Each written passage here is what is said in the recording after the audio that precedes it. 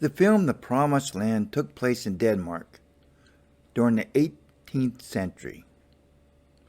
Hoping to increase their wealth, a line of kings tries to lure settlers to the vast heath of Jutland to tame it. But the elements are brutal, the soil is barren, and the lands were plagued by outlaws for decades.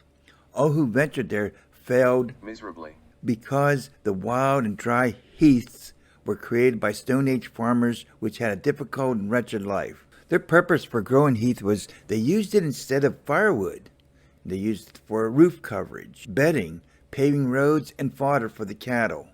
But by continuing growing heath, it actually exhausted the Danish farms for the future. Through thousands of years of preserving the heath, it literally pulled all the nutrients out of the ground, which only left sand behind. Then tragically, no other crop could ever grow there again. The heath cannot be tamed, the royal treasury told Ludwig after he showed his detailed plans for a settlement. See, Ludwig, he spent 25 years in the military and received the rank of captain. If he was royal, it would have only taken him 3 or 4 years to reach that rank, but his family was poor dirt farmers. Ludwig was extremely stubborn, arrogant as hell, and extremely anal about everything he did, especially his plans for a new settlement.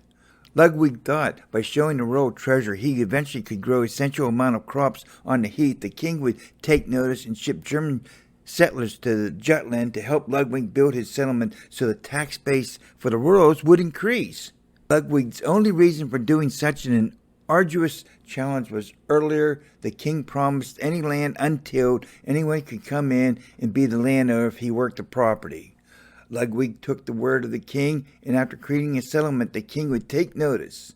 Ludwig took the word of the king, and after creating his settlement the king would actually take notice, he thought, of him because he would be rich and have servants. Then the king would declare him as a nobleman.